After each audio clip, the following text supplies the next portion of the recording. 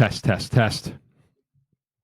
All right, everybody, welcome back to another episode of the Post Game Podcast, a podcast where I'm talking to former athletes about life after the game and what they're up to in business, entrepreneurship, and much more.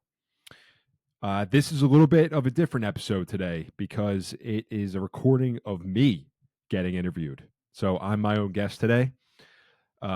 Who would have thought that I would be getting interviewed on one of these podcasts? That's kind of weird, but it was really cool conversation that I had with Brandon Zachary. He has his own podcast. He's a former college baseball player at TCNJ. He has his own podcast called the Athlete Resilience Center, where he's talking to a lot of current and former athletes about mental performance in sports and just how you can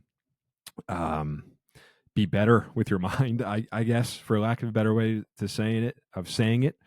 And we talked a little bit about getting to Seton Hall for me. So like recruiting, getting to Seton Hall a long time ago. That's like 13 years ago or so at this point. But talked about that story and then a lot of the mental performance aspect of it and some of the highs, some of the lows while playing baseball, and just some of those things that I guess I learned that I still am a work in progress on, but just a lot of those, it was cool just, I guess, revisiting some of those moments that I don't really think about. I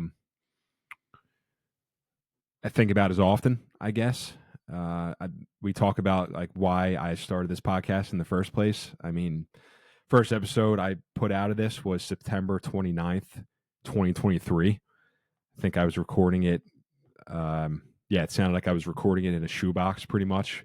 Was doing it through Zoom. And over 2 years later, I'm still doing it. So I don't know. I don't stick to a ton of things, I guess. I like to, well, actually that's not true. There's certain things that I like, but I enjoy jumping around from hobby to hobby, and I have at times chased a shiny penny, but 2 years later, I'm still doing this podcast because I just think some of the conversations are necessary for if there's one person or one former athlete or one current athlete out there that is like, what the hell am I going to do when I stop playing sports? And you could be like me and be like, all right, it's time to go get a cool job in an office and then go to some happy hours. And in reality, well, I don't want to say in reality because that can be great, but if there are stones that feel like they're left unturned, it's not going to be an easy route for you. So I feel like that's kind of some of my story and why I wanted to do this podcast in the first place and why I'm still doing it, because I've been able to meet a ton of great people, been able to meet guys like Brandon who are doing their own podcast, and then I get to be a guest on their podcast, which is kind of, like I said, kind of weird, but also pretty cool, and just appreciate him asking me to come on. Like that's very cool. So a lot of these podcasts these days, I don't know, that's what I am not going to turn this podcast into, is like a big rah-rah type of deal. I don't know. Still have not promoted this a ton, although I should probably put it out there a little bit more. Kind of reluctant to put it out on things like LinkedIn and whatnot, but in reality, that would just be a way for people to find it. And if there is somebody out there, somebody out there that's going through something similar that they could maybe relate and just reach out. That's one of the things that we talked about too, is just reaching out to different people. I've probably sent hundreds of cold emails, I think, at this point to people.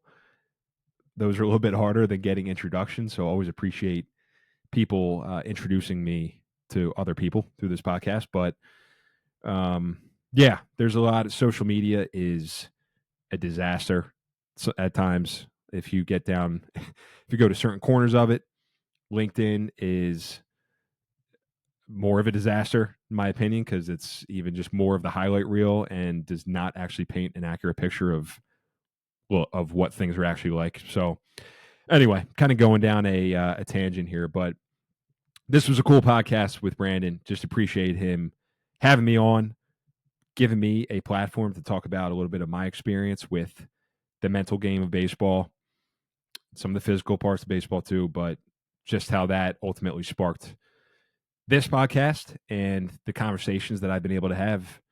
85 episodes put out there and too many hours. So definitely appreciate people like Lindsay. Thanks, Linz, for letting me do this pod and spending a bajillion hours on it because I enjoy doing it. So a little bit different from normal or pre-recorded intros that I put out there in the past, but this was very cool. Brandon, thanks again, brother. And yeah, we'll have some more podcasts coming in the future. So please enjoy this conversation with myself. What's up, everyone? Welcome back to another episode of the ARC Podcast. I'm your host, Brandon Zachary. If you're new tuning in, thank you for joining. This is the Athletes Resilience Center podcast, where we talk all things mental performance in sports. We have an awesome episode for you this week. We interview Joe Poduslenko, who is the creator and host of the Postgame Podcast. The Postgame Podcast focuses on highlighting stories of athletes transitioning into new ventures in their career, whether it's the professional space or continuing in sports. And Joe does a great job at highlighting and telling those stories and journeys from those guys. So it was a no-brainer to have him on this podcast. In this episode, we go over Joe's personal journey through sports and how that helped guide his journey to where he is today. We talk about his identity shift from going from a collegiate athlete into working in the professional sphere and going into his podcasting world. We talk about his mental approach to how he runs his podcast. We talk about his approach to how he asks specific guests to come on and what types of guests he's looking for. And overall, just have a great conversation about how to continue the grind through growing his podcast and where he sees it going in the future. This is a great episode. I really hope you guys enjoy, and thank you for tuning in. What's up, Joe? Thanks for coming on. How's everything going? Ain't going great, man. Thanks for having me on here. Of course, man. I'm excited for tonight's episode. We'll kick it off the same way we do every episode. I'm going to kick it back to you, and you can kind of guide us through your journey of how you've gotten to where you are and how you've kind of created this podcast and this venture that you've gotten into. Absolutely, man. Yeah, so obviously appreciate what you're doing here with the podcast, and we were talking about that, some of the outreach, and it's a grind, dude. So yeah, it's awesome, man. For me, I guess my background is I grew up playing baseball. It was a huge part of my life. Played at Malvern Prep in high school and then went on to Seton Hall.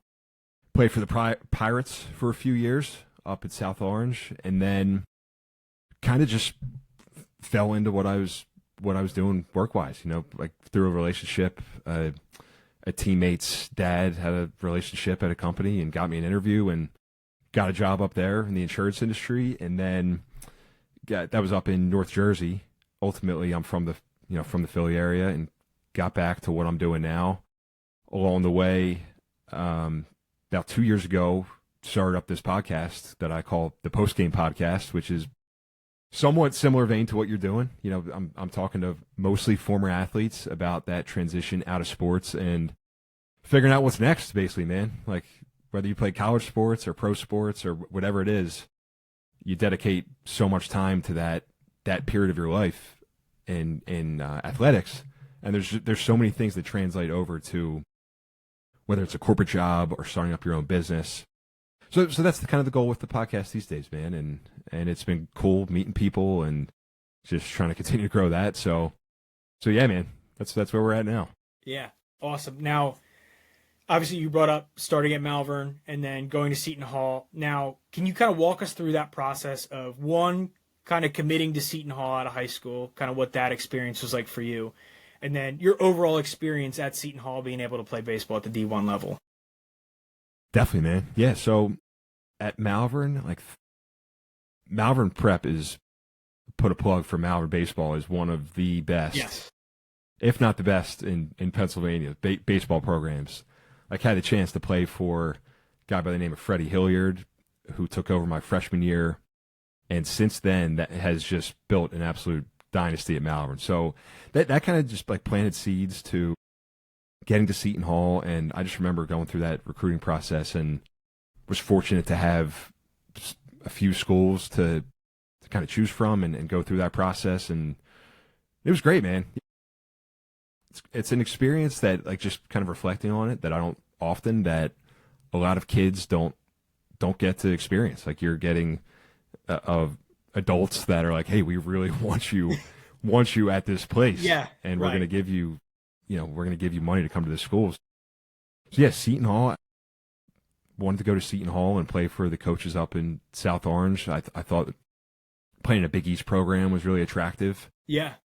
It's funny because I remember committing there, and that's when the Big East, it changed over a couple of years. Like, there was the Louisvilles, Notre Dames, those, and then I think they went into the conference with, like, Tulane and the Conference USA, whatever it is. So there's, like, some big-time names. Yeah. And it's still an awesome baseball conference. Definitely, yeah. And would always give us a hard time. Yeah. St. John's, Xavier. Yeah. Yep. But no, man, some of my best friends are from Seton Hall, getting married next year. Like, a lot of those guys are my wedding. Yeah, being around, that's one of the coolest things, man. You're around 35 guys that are all pulling in the same direction. You're all kicking each other's butts in morning lifts, going to class and everything like that. Regardless of stats at the end of the day, because, I would have loved to hit 350 and gotten drafted and all that stuff. Of course, yeah. But it really planted a lot of seeds for where I am today, I think, whether or not I realized that in the moment. Yeah, man. No, yeah. Great experience there. I completely agree. I had the same type of experience going to college, playing at TCNJ. I mean, there is no other feeling like playing with 35 other guys that, you're all best friends with. You're all shooting for the same mission. I think it makes any transition into the next part of your life easier. Because, again, anytime you work with teams, you're like, I've been here, I've done this, I've felt comfortable with a large group of people that have come from a lot of different backgrounds. It's like a really unique and cool experience to have, whether you're going into a professional career in sports or outside of sports. Like, it's always valuable to have those traits that you developed when you were in college and playing on a team like that. Without a doubt. Yeah, because you get there, and it's guys from every single background. Yeah, guys from Seton Hall. There's a lot of New York guys. There's a lot of Jersey guys. There's a lot of Northeast. Yeah, guys from up in the Northeast. You really learn to just be a teammate, I think. Like, whether you're the guy that's going to start your freshman year and be in there all the time, or you're gonna be the guy that's cheering on the dude who's goes on to win Big East, or Big East Player of the Year, that type of thing. It's really just a cool experience, I think. So yeah, definitely.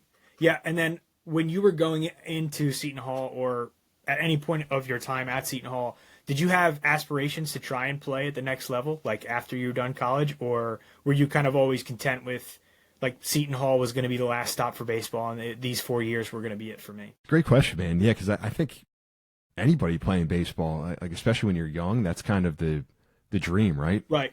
Like, especially you're growing up as a Phillies fan, and you're watching Chase Utley and Jimmy Rollins and all those guys. Time. It's like, yeah, man, those guys, you idolize those guys. So I think for sure that definitely you think about that, but then I don't know if not that it becomes less realistic, but dude, it's hard, man. So yeah, obviously, and it's funny because I was talking to dude Andrew Petcash about this. He played basketball at Boston University, and he said, he was like, I knew who I was as a basketball player, and that was kind of going to be the end of my, I wasn't going to go play afterwards.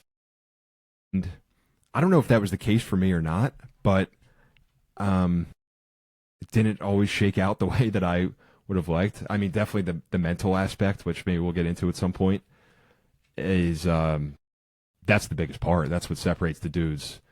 Because especially at that level, I think everybody has tools. Definitely. Sure, guys are going to be bigger, stronger, faster than you, but you see it all the time. Like, you brought up Smeltzer. I don't know if he was the best physically gifted guy, but I'm sure he had mental tools that got him to that next 100%. level. So yeah, long way of saying, yeah, at one point, I probably just didn't do the things that needed to get done to get to the next level. If you're comfortable sharing any of them, were there any sort of, like, obstacles that you kind of faced while you were at Seton Hall, and, like, baseball specifically? Like, was there anything that you kind of faced, whether it was injury or, again, maybe just going through slumps or anything like that? And kind of how did you figure out how to bounce back while you were there with your time at Seton Hall? Yeah, injuries, like you're always sort of banged up, I guess. Like Always. it's almost Of course. right. Yeah. I can only imagine these dudes that play 162 games. Oh. It's like you're kind of finding a way to get out there every single day. Right. But no, there's definitely. I mean, my senior year of high school, I kind of dealt with some stuff. Like I got a little bit sick and bounced back my senior year. Yeah. Like that was during the winter, and then my senior year, I was able to get back to full strength and play. I don't know that I ever fully got back to like who I was after that, to just playing wise.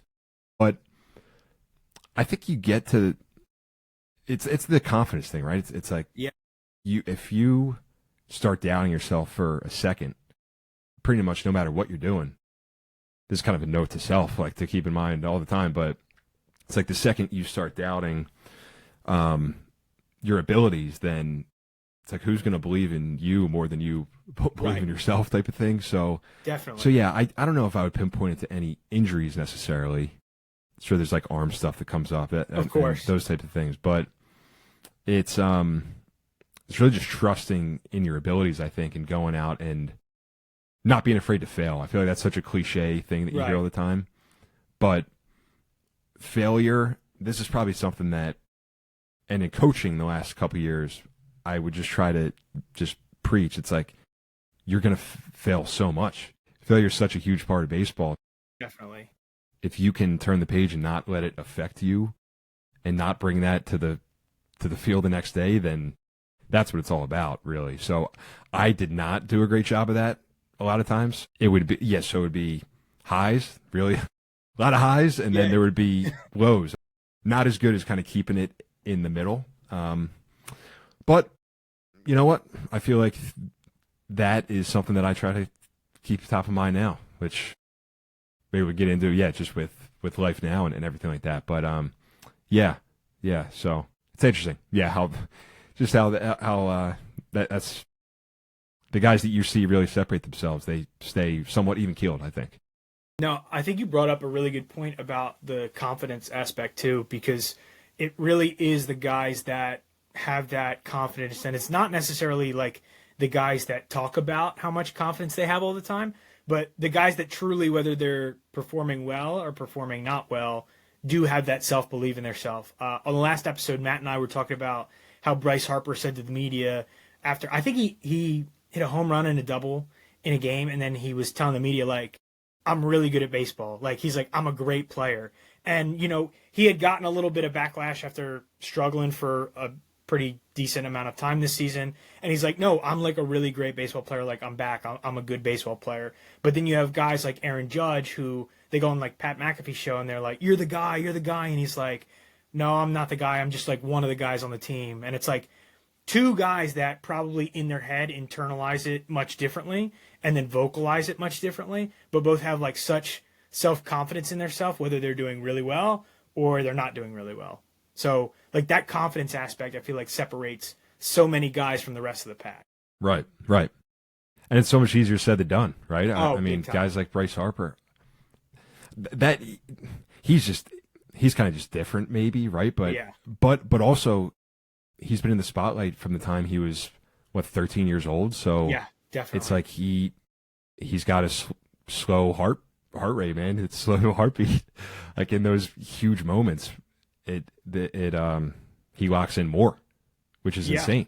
Yeah, how many guys can actually do that? So, yeah, it really is fascinating. Like if you think about it, because it's you got the weight of the world on your shoulders at that time, and you can just block out all the noise. So, yeah, and it's crazy that like he was 14 years old and he's on the cover of Sports Illustrated, and they deem him the chosen one, and it's like, I feel like that probably gives him the confidence now to like speak out loud and say like, I'm a great baseball player. Like I'm really good at what I do, because at age 14, people were already telling him like, you're going to be a Hall of Famer. You're the chosen one. You're the next, Barry Bonds, the next Babe Ruth, like whatever.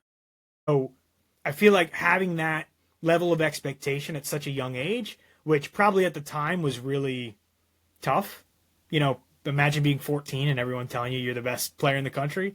But led to, being able to now embrace that now and being able to speak something into existence almost, because he's like, I know I'm going to back it up because I always have done that. You know, it's like, it's crazy to think that way. Dude, yeah, and not to belabor the point, but how easily would it have been for him to not be that, to be one of the guys that just kind of flames out a little bit. It's like, yeah, Bryce Harper was on the cover of Sports Illustrated. Where is he now? Type of deal. Where is he now? Yeah, but I heard him say, and I think it might have been after the home run in the NL to send them to whatever the home run was and off the Padres. Yep. To send them to the World Series. It was game 5, and I think he was saying that he's like, I'm just grateful for the moment. Like he's just like, I have a ton of gratitude just for being here, which again is just an insane perspective to have when you think of how much pressure's there. But it's kind of true, man. So yeah, if you could take bits of that and incorporate that into my life every day, it'd be pretty good. Yep. Yeah, I think he even said too, Matt and I talked about this, like referring to that at bat, he's like, I think a reporter asked him about like, did you feel pressure in that moment? And he was like, no, the pressure was at 15 years old when everyone's telling me you're the best, you're the best, you're the best. You got to be a first round draft pick. He's like, at that point, like I am basically financially responsible for my family. Like I'm the way out. Like that was pressure. He's like, right now I'm just having fun. Like this is the moment that I've waited my whole life for, type of thing, where it's like having that perspective too, where, you know, you put anyone else in that situation, they might be, you know, I'm real nervous. I'm really scared for this opportunity. We'll see what happens. Where he's like, no, this is what I was made for. Like, this is what all of that struggle I went through was for, to get to this very point. And I don't know if you saw this the other day, but Jalen Hurts, did you see the question that the reporter asked him? It might have been yesterday or 2 days ago, which I thought was cool. He's like, did winning a Super Bowl make you more confident? And he's kind of thinking about it. He's like, yeah. Yeah. He's like, yeah, it did. He asked the reporter, if you got a promotion, would it make you more confident? The guy was like, yeah. But yeah, it's, yeah, I mean, we could talk about it all night, but it's just interesting how, like, guys that kind of go through it a little bit, struggle. Jalen Hurts, again, could have went the opposite way and would have never heard from him again. But Big time. Gets back, is cold-blooded because he has so much belief in himself, I feel like. So, and he's another one where even after they went to the Super Bowl the first time and lost, like, there were still so many doubters. Like, still, like, Jalen Hurts is not a top 10. Like, you know, all this stupid media gimmicks where they're like, Jalen Hurts is not a top 10 quarterback. Like, do you think the Eagles would be better off going in a different direction? Like, there's rumors that there's locker room issues, whatever. And it's like, as long as you and your team have belief in you, that's all that matters at the end of the day. And he proved it. I mean, went out and won a Super Bowl last year after losing the other one to the same team. Like, doesn't get much better than that. No, it doesn't, man. It's awesome. It's awesome. Got to do it again this year. So, so you talked about, again, playing in college, and then, you know, baseball was your life growing up, playing at the collegiate level, having some pro aspirations of like, hey, of course I'd love to continue playing this game. And then obviously it ended, and that's a tough moment for anyone, right? Like, everyone going from being an athlete their whole life to transitioning into their professional world is a huge jump, no matter what it is. You go from doing something you've done for 20 years to just saying, all right, I'm done, I'm doing something else completely. It's scary too. So I'd love to hear your transition from being a collegiate athlete into your kind of professional life and what you did after that. Yeah, man. Yeah. I mean, I was ready to be done with baseball. Like, my senior year, quite frankly, and had some opportunities to play independent ball and things like that, and I didn't even pursue them. Yeah. Because I was just, it's like, all right, man, I'm ready to go work. I'm ready to start making money. Ready to go down the shore with my friends and do all that. Of course. Because it's, you never get any summers playing baseball your whole life. 8 years later, 9 years later, I'm like, all right, you had it pretty good, man, when you're going away for summer ball and that type of stuff. I didn't know what I wanted to do. Like, I'm sure a lot of guys, they want to be a physical therapist, or maybe there's a family business type of thing. I just got a job. I just wanted to get a job, work hard, obviously, and learn something new. But probably did not appreciate all of the work that is that culminates from 22, 23 years of playing a sport, playing baseball. So there's just so many translatable things, and that's kind of what I want to do now is share a lot of those and just share those stories, because I think I didn't do as great of a job, going from baseball and then figuring out what was next. I kind of just thinking about it, kind of like let that happen to me versus actually pursuing things that I right. And hindsight's 2020, right? Like, of course, you're 20, you're 22, 23 years old. Yeah. Go have a good time with your buddies, that type of thing. Yeah. But also put a little bit more thought into what you can do next, like how you can build a career. So yeah, man, that's what a few years ago sparked me to start up this podcast called the Post Game Podcast. Just of like, hey, there's resources out there, but they don't really tell you that it's going to be pretty tough going from everything that you experience into, for lack of a better way of saying it, like a corporate environment where it's a different, it's definitely a game, and there's a lot of actions that you can take to that are similar to sports, but it's not the same locker room feel. Of course, it's different from that sense. So yeah, that's kind of my story of like going from baseball, and it's been great with the podcast, just talking to other people of like the kind of the trials and tribulations of it, the mental aspect, because that's a real thing, man. I know that's what you guys are doing, I think, which is great with this podcast, but just highlighting that, hey, when you're not in the locker room every day with the guys, like, you have to get out there and call somebody. You have to go out of your way to maintain a lot of those relationships. Big time. And as time passes, it gets harder. So yeah, hopefully I'm able to help a little bit with that now. I have this really like eye-opening moment. I remember, I think it was my junior year, and we're playing up in at Rutgers, Newark, and one of my former teammates came to the game. It was on a Saturday, and I saw him, like, he had graduated the year before, and I'm so fired up to see him. I'm like, "What's up? How's it going?"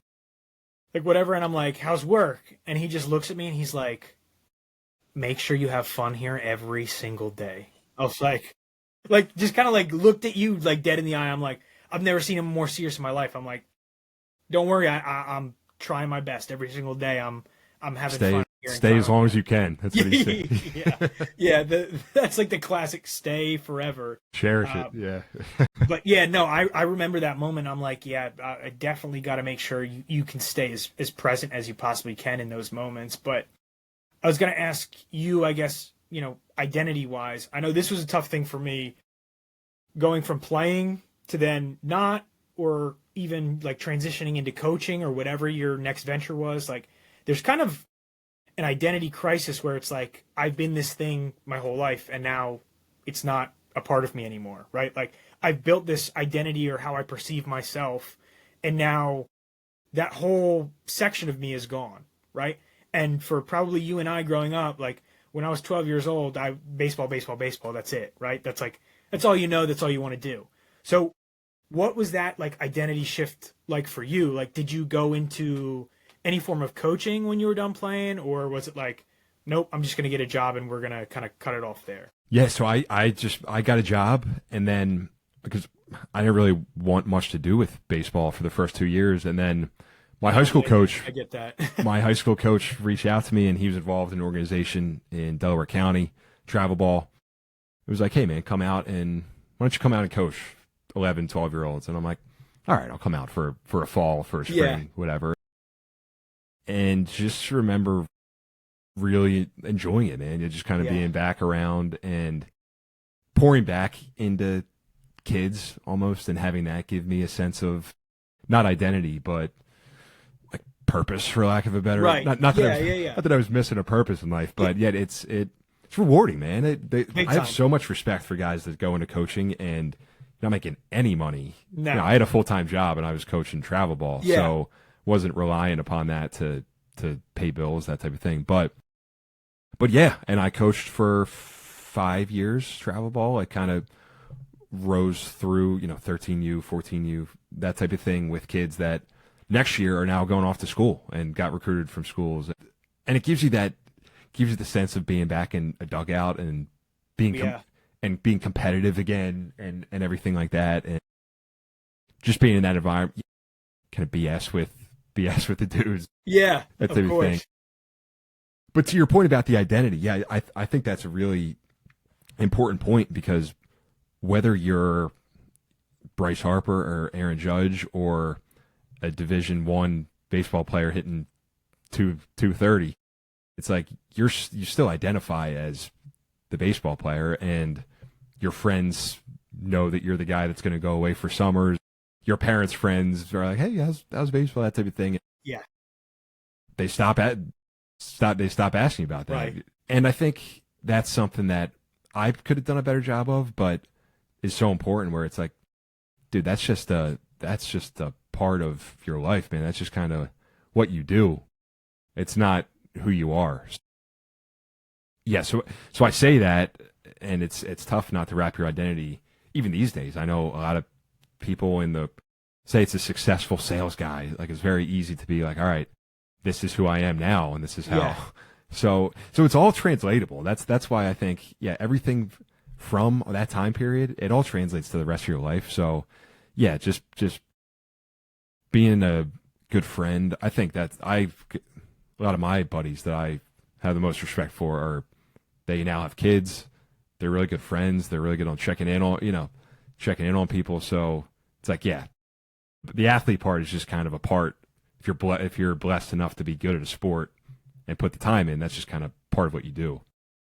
It's not who you are. So No, yeah, definitely. I completely agree. Now, when you were playing in college, was there like anything outside of baseball that you kind of like gravitated towards, or I don't know, enjoyed like outside of playing? Because I'm being truthful. Like for me, remembering, like I almost viewed it as, and like looking back, it's just silly to think about, but it's like I looked at anything else almost as like a distraction from like what the goal was, if that makes sense. Where like, did you have any other outlet besides baseball when you were like playing in college? Obviously, besides hanging out with all your teammates and stuff. I wish it would have been golf, so it would have helped. Yeah. Not really. No, we would go back to Right. we would play video games, play MLB The Show, and you don't really think about much else. You don't have a. That's not true, because you do have time. If you have other interests, sure, you can pursue them. But Yeah. I wasn't thinking a ton about that. I was hanging out with my buddies. I was hanging out. We would go back home and try to do some schoolwork, that type of thing, and then get ready. Try to not go to bed at past midnight for like a 5:30 lift the next morning, type of deals. So yeah, that's something that has come up in a few recent conversations with people on the podcast. Is there's no better time. You'll never be able to get a meeting with somebody or get somebody's attention, maybe who's successful, than while you're still an athlete. Right. While you're still at Seton Hall as a college athlete, like who wouldn't take that meeting with the student athlete who's like, hey, can I just get 15 minutes of your time? Exactly. Curious about what you do. So I did a little bit of that, but if you can take advantage of that and just sell yourself and sell that brand of like, hey, I dedicate this many hours and I still am just trying to figure out what could be next, then yeah. So yeah, man, that's kind of my thoughts on it. Yeah, I think there's no coincidence that some of the most successful players in whatever sport you're playing have other ventures that they kind of get into, right? Like Patrick Mahomes is in so many different things. Like you see, he invests and goes to a bunch of different sports. He's doing a lot of fashion stuff. Like Joe Burrow, same thing. If you watch quarterbacks, like he's real into the fashion game now and like going to those events and pursuing something else. Jalen Hurts, same type of thing, where he's like pursuing those other fashion events and other passions outside of football. Because I feel like, and I don't want to sound like old because obviously we're not, but like I don't want to pull the back in my day thing, but like I felt like if you had other interests, it was perceived by not just you but multiple people in your circle that like, is that the best usage of your time? But like mentally speaking, it's like if you had something like Joe Burrow has, like I try to do a new hobby every winter, and I think in the quarterbacks he was playing the piano or whatever. Like imagine if you were like, you know what, I'm just gonna 30 minutes I'm gonna go play the piano and just like decompress, because when you don't have that outlet you can't separate yourself from the good and the bad that your sport provides you. Without a doubt. It makes me think of a few things, but the one is Matt Gorman, who's a country music singer now. Yeah. Do you know Matt at all? Or he played ball at like Lipscomb, and now he lives in Nashville. But okay, I talked to him, and he said something similar where he was like, "Yeah, I was kind of hesitant to pull out the guitar in front of the baseball guys because I didn't want it to be big time. You know, all your buddies are going to rag on you, that type of thing." Right. But he's like, in hindsight, I wish I would have, because I would have just leaned into it, and guys would have thought it was cool, and ultimately they did. But he's like, I wish I would have just leaned into that a little bit sooner. So yeah, I guess it also depends on how you approach it. Like you got to manage your time. Yeah, right. If you're spending time, yeah. But it could also help you because you have more stuff going on. You're like, all right, I'm going to get this done, then I'm going to decompress. So that's something that I still want to do a better job of, is when I'm working, and then when I'm watching the Phillies, I'm watching the Phillies, and not on my phone type of deal, and just like being very present. Which I don't do a great job of oftentimes, but neither do I. So but, that's something I can improve on as well. Yeah. So yeah, man. Yeah, it's a good point though.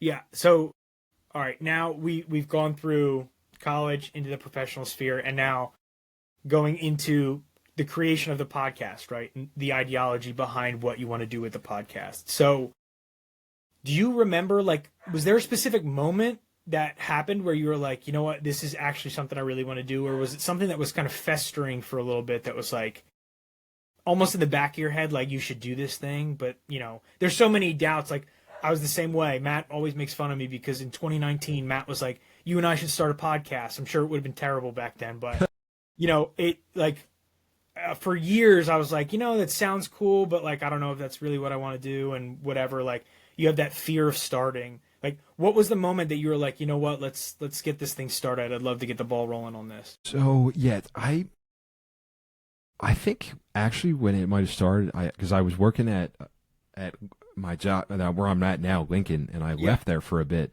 to kind of try out a startup company, which is pretty unique. And we would get girls on like Fridays just to talk about what they're doing in certain field. I didn't really think about this till right now, sort of, but we would kind of just get them on, and I wasn't going to start a podcast or anything like that, but we would just get them on, interview them, sort of have them speak to the team, and then that was it. And then I ultimately went back to Lincoln. I was kind of writing, like I started writing a few things on Substack actually, outside of work. I had a good buddy who went to Seton Hall, who's now crushing it in kind of the media space, podcast. Who's a big personality. He's got a bigger personality than me, but I kind of saw him doing it, and not to follow exactly what he was doing, but he was talking about things that he was interested in. He was passionate about. Yeah. There's a million podcasts out there, whatever, but I don't think there's many better networking tools, connection tools to meet new people. I mean, the doors that it's opened, but to actually answer your question, I think I just started recording it on Zoom and started transcribing it. I forget if I put it on either Substack or whatever. I would just write down the notes. That was September of 2023, and then just kind of kept doing it. I don't know. I started with people that I knew. I had on one of my buddies from Seton Hall, Eric Jenkins, who played a little bit of pro ball, had on like a coach from Seton Hall. And then we talked about this. I would just start reaching out cold to people. I would just email them and send them DMs if they were interesting to me, honestly, just to hear their story. And yeah, man, so that was like 2 years ago, and I'm still doing it. Yeah. Because I enjoy it. It's yeah, it's really cool just meeting different people and kind of hearing their stories. I haven't been as interested in something as much as I have been as this. Yeah. Like, Yeah. and maybe That's the same great. for you. It's like the prep, man. Yeah, and you land a guest. It's cool. Then Very you can cool. dig into their story and learn Yeah. about that and just all that stuff. And yeah, how many times do you get to? We were just talking about this, but how many times do you get a one-on-one conversation where there's no phones, there's nothing like that, Yeah. and Never. and it's pretty cool. Yeah, it's been really fun, man. Yeah, so I don't plan on stopping it anytime soon. Yeah, you mentioned, we talked about this before, because obviously, you and I were going over ideas about how reaching out to people and trying to get people on the podcast.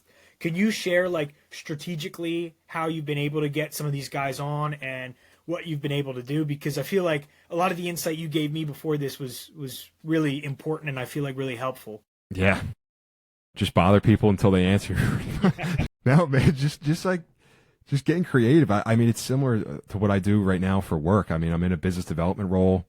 If you send a canned email once, there's probably a 0.1 Yep. chance that they actually get back to you. Big time. If you show interest that you did a little bit of the research beforehand, before you send them a cold email or whatever you're going to send, I think that goes such a long way. If you have the intention behind what you're doing, so that's kind of what I mentioned. I'm like, hey, I started this podcast, former Division I baseball player. This is what I experienced. This is why I just want to share your story. So it's almost better than, not better than my job because whatever, but I'm not trying to sell anybody anything. I'm just Right, like, hey, exactly. I'd love to, Yeah. I would love to share your story. It's an awesome story and what you're doing. So, but just in terms of the taxes, yeah, we were talking about this, like Instagram, Twitter. I hit them from all angles pretty much. I mean, you can Yeah. find people's emails anywhere these days. ChatGPT, you can kind of search like, hey, are you able to help me find whatever? So called people before, picked up the phone and found their phone number and they're Yeah. like, who is this? And you're like, hey. So, and yeah, man. And then the follow-up, it's like, that's the number one thing. Most people, I think I can sometimes take it personally, be like, why didn't that guy answer my email? I course. put a lot of time into it. Yeah. But Yeah. But I'm people are busy, dude. So if you send them 3, 4, 5 emails, probably not on back to back days, but Yeah, give it a little time. if you're if you're a little bit tactful about it and can approach them in different ways, then I think eventually somebody will be like, yeah, sure, I'll spend a half hour with you. And if they don't, then it's fine. Go on to the next person, pretty much. But yeah, it's fun. It's fun being able to come across somebody, right? Like you come across them on Instagram. I've never really seen this guy's work. Let me reach out to him, send him a DM, and maybe he'll get back to me. Yeah. And then when Yeah. he does, you're like, all right, sweet. That was pretty cool. So yeah, it's no secret to any of it, I guess. No, It's just like, yeah, getting the reps in. Yeah, which you know. Yeah, and then I was going to ask because this is something I'm getting better at, but definitely historically I've been really bad at. Like, I'm sure your job has helped this in your career, but how do you get over the fear, one, of starting this thing, and then two, like the fear of DMing people and them not responding? And it sounds so stupid saying it out loud, but like you said, sometimes you do take it a little personally where you might DM someone and you don't get an answer and you're like, what the heck? Like, he didn't even give me a no. Like, I'd rather him just say no instead of like Yeah. leave me on whatever it is. You know what I mean? Like, how do you overcome that fear of, I guess, failure and rejection to a certain extent? Yeah, I don't have any fear of somebody not answering a DM or especially if it's somebody that I don't know. Yeah. I still struggle with like putting it out there for people to see. Not really as much, but that's over the first year or so.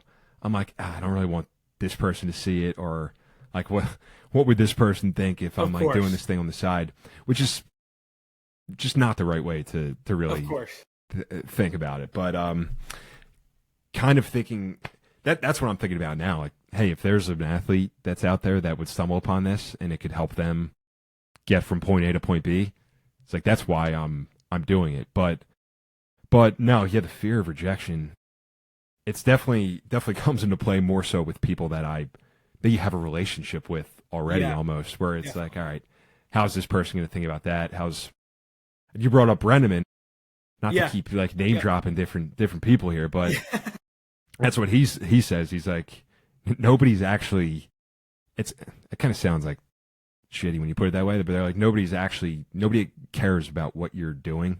Yeah, no, or nobody's like thinking about you, truly. type of thing. Yeah. So it's almost like, all right, man, like I'm gonna put this out there, and if people that like it. If they don't, then it just wasn't for them. And, right. And that type of thing. So I say that I can definitely still do a better job at it. But what about you?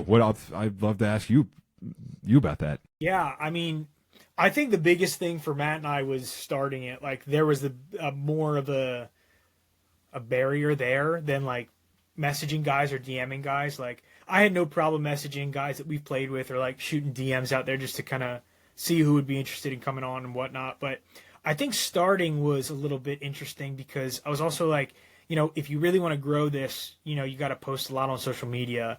And I think that's a big thing where it's like, well, if I post a lot on social media, what are all these people going to think? Like, and I didn't even have anyone particular in mind. Like, what are they going to think? Are they going to think? Just like generally speaking, it's like, I'm going to be reposting a lot of this content on my page. Like, what are all my followers going to think? Are they going to be like, all right, enough of this guy, like, shut up, get this off my page?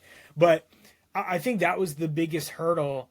But then at a certain point, again, kind of like what you said, like, you're working your job and it's great and everything. And like, obviously, you have your personal life, I have my personal life, and it's all great. But at the end of the day, like, just the ideology of starting this thing and having people on to tell their stories and go over mental performance in sports or mental performance after sports, whatever it is, like really fired me up. And Matt and I are like, we have these conversations anyway, just like if we're going out and getting a beer. So like, we might as well just record it, the two of us, and have these conversations. Right. And also, it's much harder for, you and a buddy, like you said, to go talk an hour straight together face to face without, being in your phone and being present. But, you're on a podcast and the camera's rolling and you're able to talk about things you're passionate about. It's like, feels like a time warp, like it's interesting. So yeah, after the first 2 episodes, I was like, all right, we're good. Like that fear is gone. But it's just like, it sounds very corny, I guess, but it's just like, go for it. Just start. Like, right.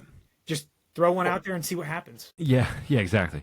Well, getting started, it's like, and that crossed my mind as well, because you're like, all right, I'm not going to be the guy that puts out 10 of these and then it just flops, and you're like, oh, he's experimenting with something else again? Like, what? Right, yeah. What's this guy doing? Yeah.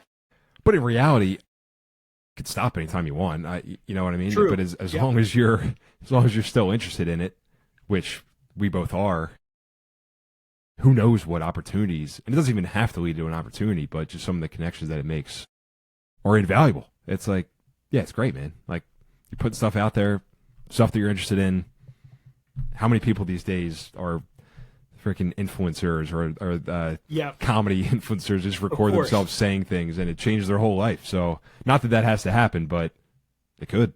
Like that might not even be the goal, but like you said, like having guys on, like how many lessons have you learned from guys that you had on just about their story and what they've been through? Like, I'm sure it's countless. And same with like the guys we've had on. We've had guys on that we played baseball with that shared stories we had no idea about. That it's like, wow, like you really persevered through this thing and got to where you wanted to be. And it's kind of cool to process that and learn things from them, Definitely.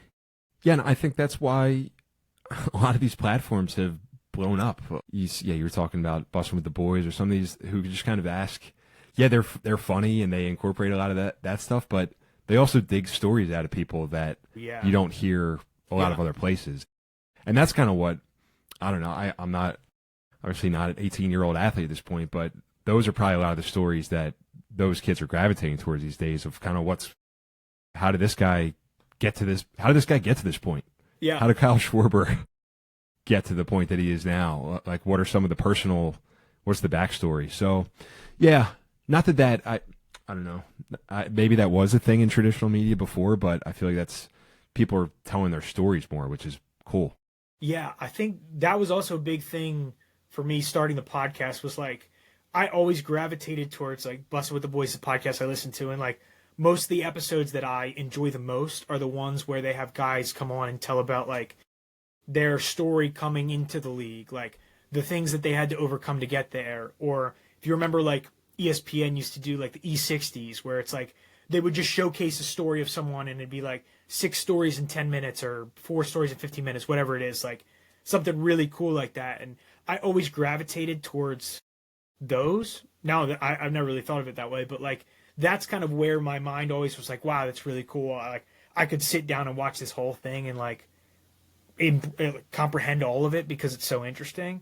Where like the storytelling aspect of it for guys who, and again, you don't have to be a big time professional athlete to have a great background and great story, right? Like you can learn so many lessons from anyone that it's just cool to be able to, I guess, share that and share those people's stories on a platform. It's cool. Well said, man. Yeah, I totally agree with you. Yeah, just sharing the stories. That's what it's all about, for sure.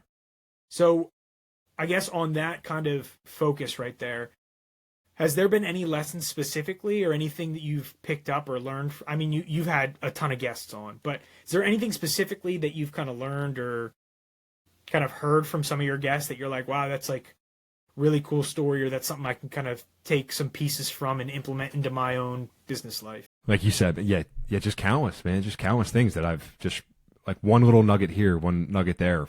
They're come out of every single conversation. So there's really not one thing I can point to. Yeah. At some point here, I'm gonna put some of the episodes in AI or something like that, and just say like, hey, what are some of these common threads? Because I just want to go back and regurgitate some of them. But that's a big one though. Is just kind of what you said, that people want to share their stories. Like it's pretty cool just how many people out there are doing really cool things that you've never encountered before. Big time. And it really just it's not to sound corny, but it gives you hope that it's like, all right, man, you could really do a lot of things if you find something that you are legitimately interested in, and that people are willing to talk to you. Like people are willing to help you. That's probably one of the biggest ones that I need to get better with is asking for help. But if you say, hey man, I would love to host you on this podcast, like can you help me out and just come on here and share your story and then repost it, whatever, people are willing to do so. So that's kind of an anecdote, not specific to the athlete story and the transition. Yeah, man. And just to not stop. That's what a lot of people have said. Just keep going. Like the only way you can fail is if you just stop doing it. The iterations as well, just learning over time. Yeah. Has been cool. We talked about the strategy of like, getting the podcast started, how you've like crafted messaging guys and trying to get guys on your podcast. Do you have any sort of strategy or tips? Because obviously you have a full-time job that you're also navigating, right? Like I'd love to hear any tips about time management, kind of how you're going through making the episodes for the podcast, like how you're recording, scheduling, like making clips. Because trust me, I know it takes a long time and, it can be pretty time consuming if you don't have a system put in place. And I guess the second part of that question would be like, how long did it take you to find a system that worked? Because I would say for a while, like, not that we've been doing this forever, but for the first, I'd say 22 episodes, I felt every week like I was drowning in like, oh crap, I got to get this done, and finally kind of found a system that works a little bit better. But I guess if you could share any insights from that you've kind of learned so far when you've gone through this process. If you've got any secrets that you have, I'd love to hear them. But I think what you said is just making it like systematizing it a little bit. Yeah. Yeah. And yeah, getting my stuff done during work, and then outside of it, I'm still working on this too, man. Scheduling time to do different things. Riverside makes it way better with creating clips and everything. Like that's awesome. Very helpful. But then there's the Canva aspect, trying to put together a thumbnail, yes, like, things like that. What I was doing early on is just recording it, and then whenever I got to it, I'd be like, all right, I'll put it out.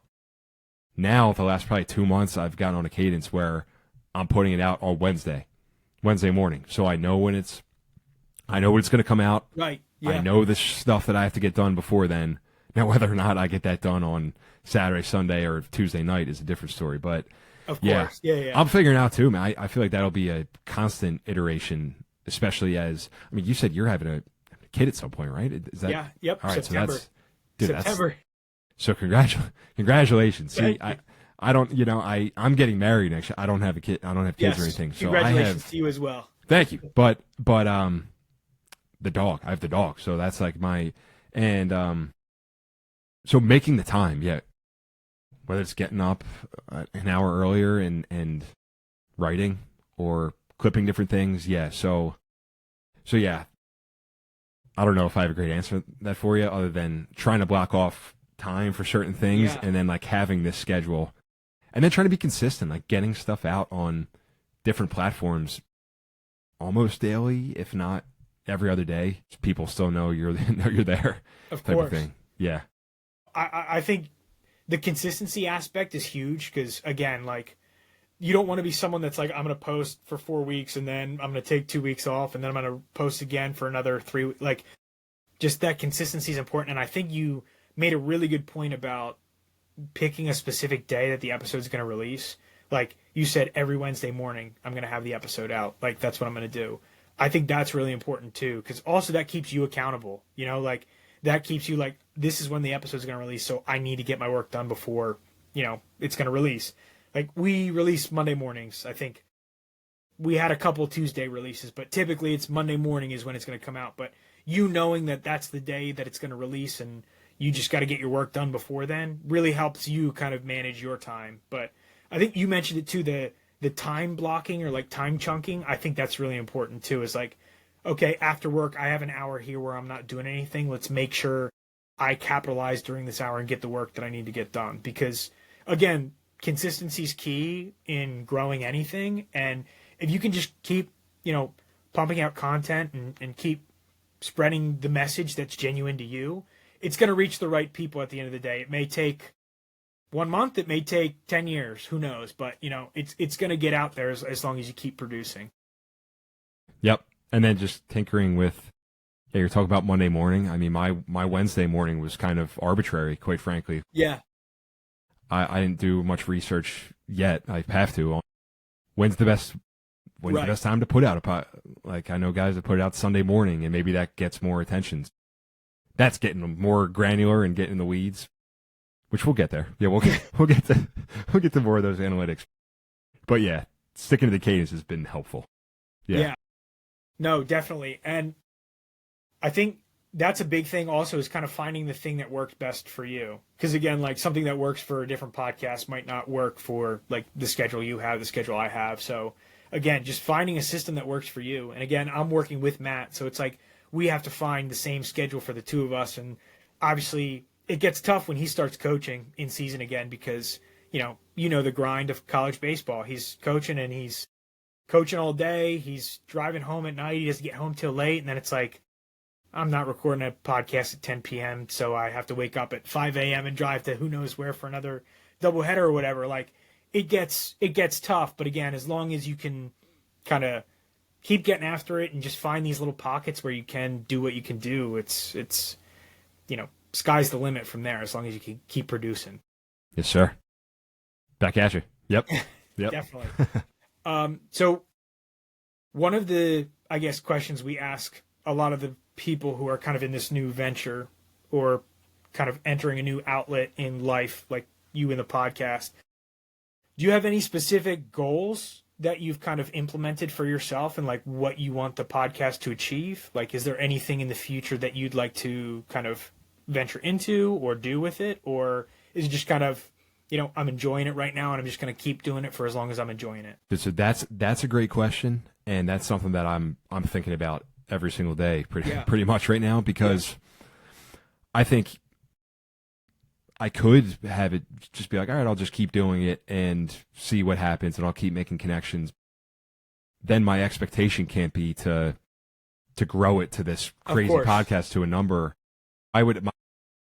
Whatever I anticipate, my expectations have to be set to whatever my goal is tied to, pretty much. Yeah. If that makes sense. That's kind of how I'm thinking about it. And no, I don't have something right now that's almost tangible.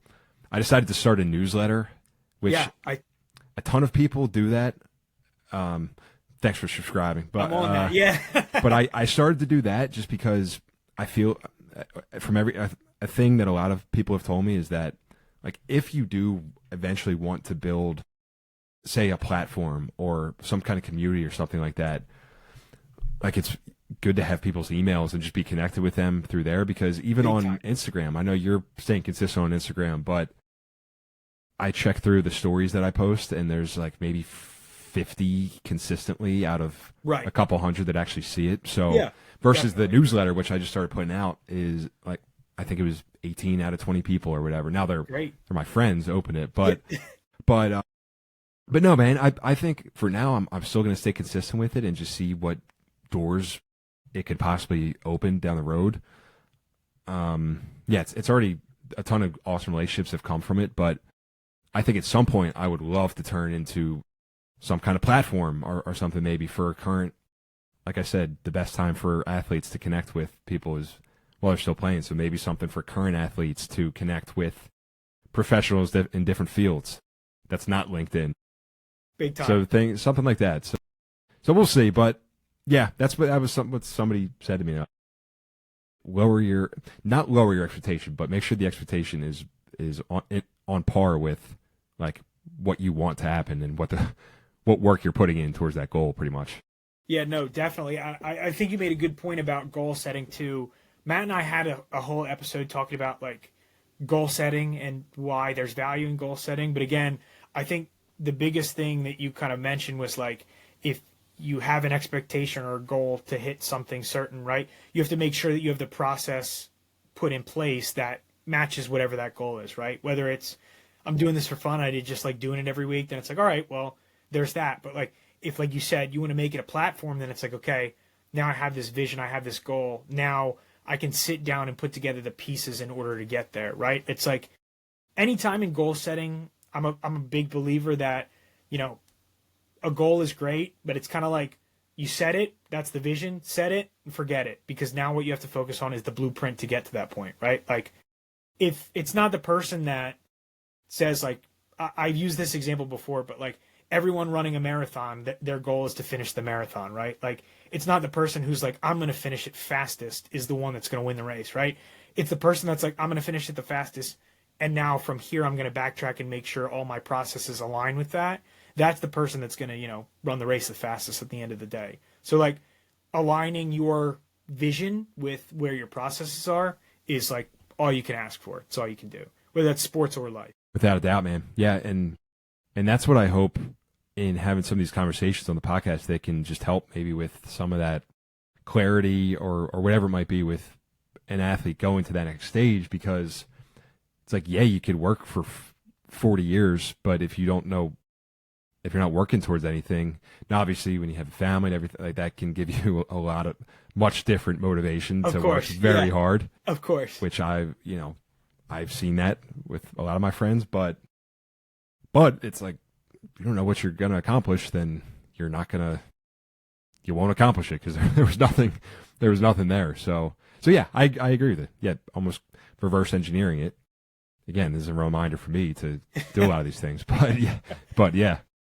No, big time. No. And again, like, I think the newsletter is a great idea. I think that's phenomenal, because I think, again, it's also just a different outlet for people to consume the content that you're putting out, which again is genuine and trying to put out a good word of like that transition and what it looks like from playing sports into like the real life, right? Like, I feel like that's everything. So people getting the newsletter, whether you like audio or you like watching a video or you like reading the actual newsletter, whatever it is, it's like whatever outlet someone will consume it, I mean, is great. So starting the newsletter, I think is awesome. That's great.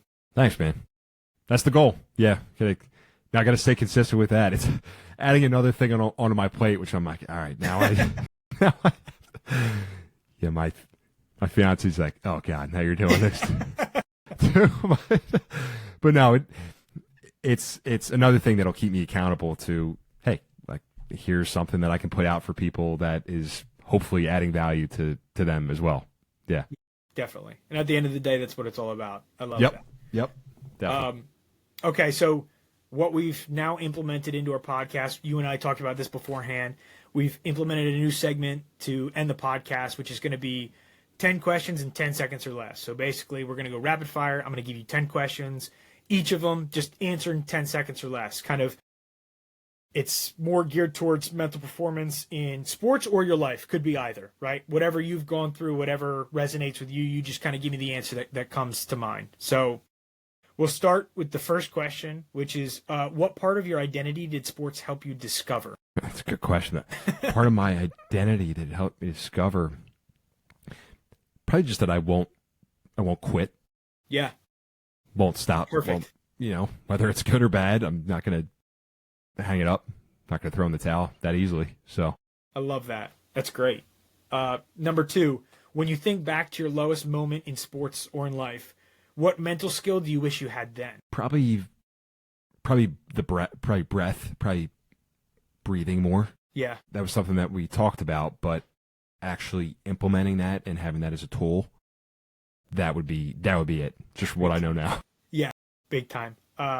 Number 3 is, if you had 10 seconds to talk to your younger self before the biggest moment of your career, what would you say? That's a good question.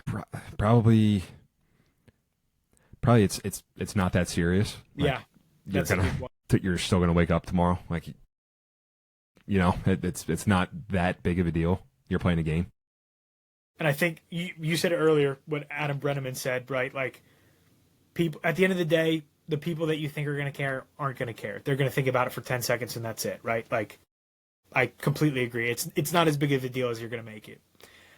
And then number 4, what's one mental habit that changed the game for you that you wish more athletes knew about? It could be breath work, like you said earlier, or whatever you think. Yeah, just probably just like what am I looking for? Envisioning success. What's a visualization? Because yeah. it's one thing that I kind of took pride in. Like, whether I struggled defensively throughout the year, I would, towards the end of the year, I would pull together somehow and be like, all right, just visualize the times that I made a play, that I was successful. So yeah, that's the first thing that comes to mind. I love that. Number 5 is, looking back, what moment felt like the end but ended up being a new beginning? These are good questions. Like the end, I guess stop, like, not playing baseball anymore. Yeah, sort of. Right. Yeah, like that's probably the best thing I would say. Yeah, is last at bat at Seton Hall, striking out to end the career. Man. That's the not good, but it's launched I think is going to be a long, successful life here. Definitely. Yeah. Listen, man, my last outing, I got lit up pretty good in our regional, so I completely am there with you. Yeah, wish I would have definitely, but is what it is. Is what it is. Number 6 is, what's one failure that still stings today, and what did it teach you? Could be anything. It doesn't have to be sports, but could be work or even podcast related. Yeah, this is, I think, maybe not the answer you'd expect. Thinking that I would be at a certain place right now. I think that's a great one. So, like, thinking I should be making X number of dollars or have X sales job type of thing. I probably would have considered that a failure, though I think it's kind of just all part of the story to this point. So definitely, yeah, awesome. That's it. Yeah. Number 7 is, when everything around you is chaotic, what's one thing that brings you back to center? Breathing, trying to slow it down. Yeah, great. Yeah, Love taking that. Something that was introduced to me. Box breathing. Yes, that's something that box slowing it down. Great. Yeah. Yep. Now, number 8, what does success feel like to you now? And how has that changed since you were an athlete in college? That's an awesome question. Yeah, success. In college, super outcome driven, super outcome oriented. Right. Right now, success, I think, is Still having friends around, still having friends and family around me, Big time. That's being on the right trajectory. Yeah. Not that there's, and understanding that there's not, whatever that thing of success is, it's not a destination. It's not an end point. So trying to keep that at top of mind again. Yeah. Number 9, what belief about yourself did you have to unlearn in order to grow as an athlete or now in your professional life? So basically like a limiting belief. Yeah. Still that I'm tied to external factors, like external perception type of thing. Like Big that's, time. yeah. Whether that be in sports or, like I said, with work. Yeah. That's something that I think you have to unlearn that. Yeah, that's the external perception type of deal. Definitely. And then last question, what do you hope people say about you 10 years from now? Not as an athlete, but just as Joe, the person. Man. That was a good guy, good person that was there for people when they needed them to be there. I think that's most important. That's great. Yeah, that was a good friend for sure. So always trying to think about that. That's awesome. Yeah. No, that's great. Perfect. All right, Joe. Those are good. Those are good questions. Yeah, it's a hard-hitting segment. Yeah, we started coming up with those, and I felt like it kind of digs deep a little bit, but it kind of gets stuff out of you that people want to hear. Where it's like kind of brings you to some moments where maybe you were at your highest and some where you were at your lowest, but at the end of the day, like you said, you can come away and be like, we're all on different paths, and now I'm here, and this is the way it's supposed to be, So that's great. We can wrap it up here, Joe. I really appreciate you coming on. Had a blast talking about kind of your journey and how you got to where you are today. Everyone go follow him, the Post Game Podcast. Do you have what's your handle on Instagram and YouTube and everything for everyone to go check you out? It's somewhat different on a couple different platforms, but Instagram, I think it's the Post Game _podcast. The newsletter, Post Game Podcast on Beehive would be a good one, and that's where I'm most active right now. Great. So yeah, man. Awesome. Yeah, thanks for the opportunity, Brandon. This is great, man. Just happy we got connected here, and I think what you guys are doing too, especially on the mental side, is certainly important. Keep going, man. Yeah, keep plugging away. I appreciate it, man. I'm very excited to keep watching your growth and you continue doing your thing. And of course, I'm sure we're going to reconnect soon, but it's awesome to have you on and kind of go over everything. So very appreciative for you, man. So thanks for that. All right, brother. Thanks again. Yep. Appreciate it. Thank you.